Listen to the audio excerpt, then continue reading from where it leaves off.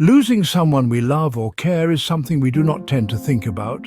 Sometimes we take for granted the time we have with those dear to us. The inevitability of loss is a call to explore a universal truth that we all must face. The certainty of it, the absolute assurance that at some point in our lives we will lose someone we hold dear. It is a fact as constant as the sun rising in the east and setting in the west. Loss is a shadow that follows us through life, sometimes distant and barely noticeable, other times so close it chills our bones.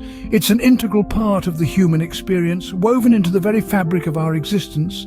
We love, we connect, we form bonds, and inevitably we experience loss. The impact of such a loss is profound, often leaving us feeling as though we've been cast adrift in a vast, unending ocean of sorrow. It's a pain that cuts deep, reaching into the very core of our being. It's a mountain of grief that seems insurmountable, a burden too heavy to bear. And yet, bear it we must. For in that pain, in that grief, we find a connection to our lost loved ones that transcends the physical world. We discover a depth of love that can only be understood in the face of such profound loss. It's a paradox, isn't it? The very thing that causes us untold pain also opens our hearts to a love so deep, so profound, that it defies description. But let's not sugarcoat it. The pain is real, it's raw and it's intense. It hits you when you least expect it, a sudden wave of sadness that knocks the wind out of you. It's in the quiet moments, when the world slows down and you're left alone with your thoughts. That's when the loss hits you the hardest. And yet, despite the pain, despite the grief we endure, we persevere, because that's what it means to be human. We love, we lose, and we carry on. The pain of loss is a universal human experience, a journey that we all must undertake at some point in our lives. When we encounter loss, we often find ourselves traversing through the well-known stages of grief. This journey, while unique to each individual, commonly consists of 5 distinct phases. First, we encounter denial. This stage serves as the mind's initial defense mechanism to the harsh reality of loss. We might find ourselves questioning the truth of the situation, unwilling to accept that our loved one is no longer with us. It's as if we've been plunged into an icy river, the shock of the cold water making us numb. Then we move into anger.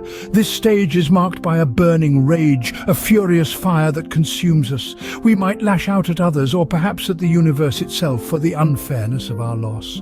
It's a tumultuous storm of emotion, a tempest of fury and frustration that can feel all-consuming. Next comes bargaining. This stage is characterized by a desperate need for negotiation, a plea for a different outcome. We might find ourselves making promises to a higher power, seeking to trade anything to reverse our reality. It's like standing at the edge of a cliff, willing to jump if it means we could fly back in time. The 4th stage is depression. This is a period of overwhelming sadness, a deep well of despair. We might feel a profound sense of emptiness, as if a part of us has been carved out and left hollow. It's a dense fog of sorrow that clouds our vision, making it hard to see the path ahead.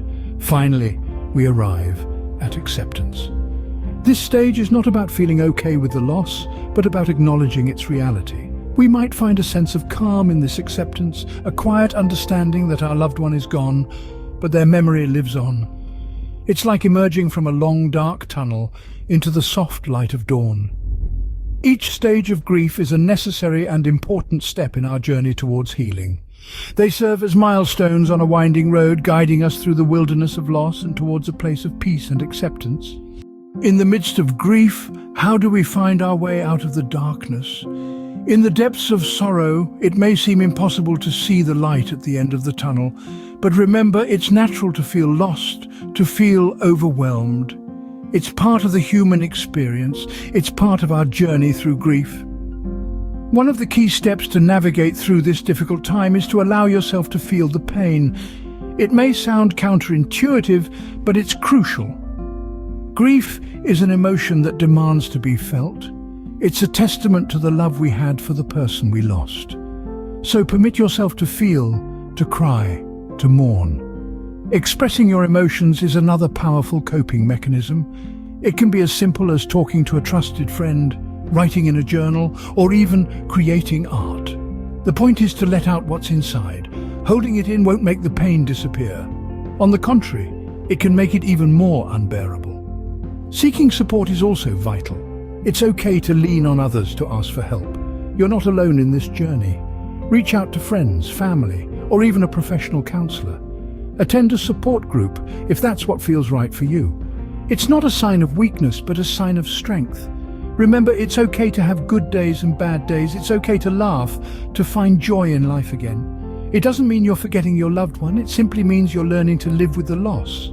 It's also essential to practice self-care. Eat healthily, exercise, get enough sleep. It's not selfish to look after your physical and mental well-being.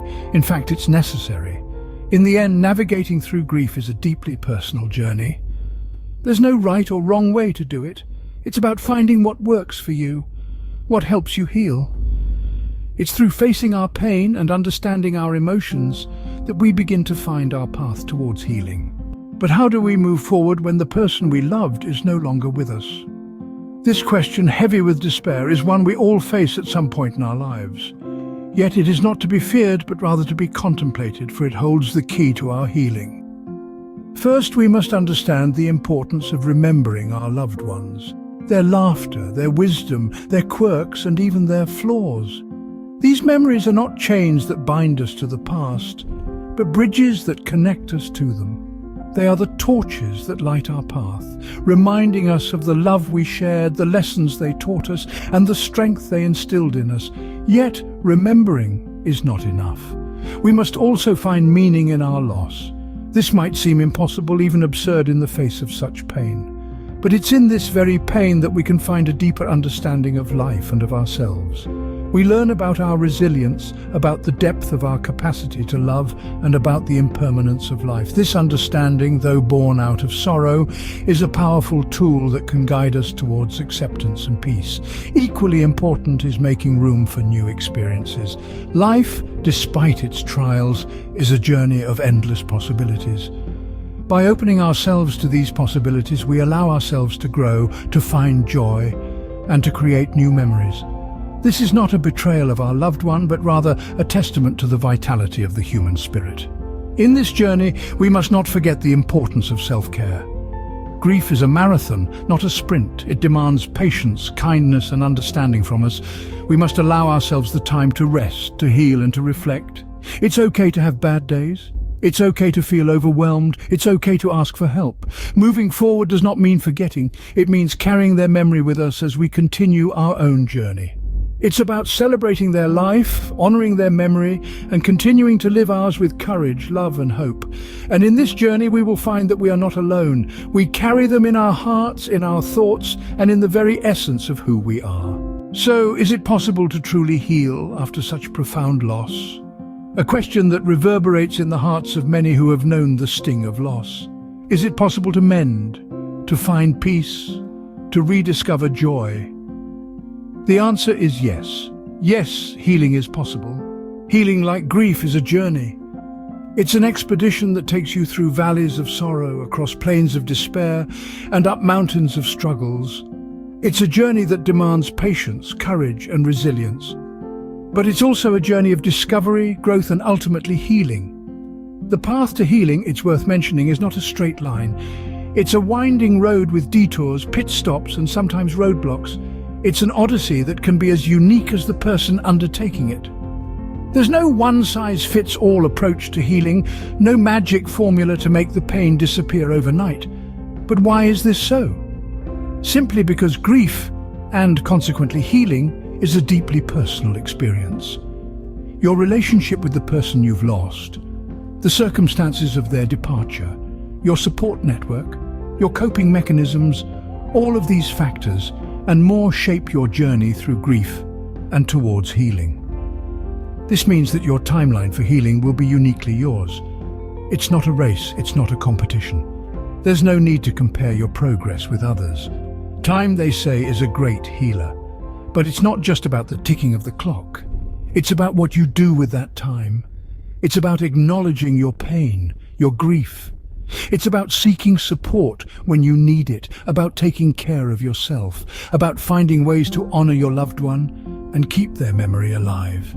Healing doesn't mean forgetting. It doesn't mean that the pain will completely disappear. It means learning to live with the loss. It means finding a new normal. It means being able to remember without the memory bringing crippling pain. So again, is it possible to truly heal after such profound loss? Yes, healing is possible. It may take time and it may not be easy. But remember, you are not alone in this journey.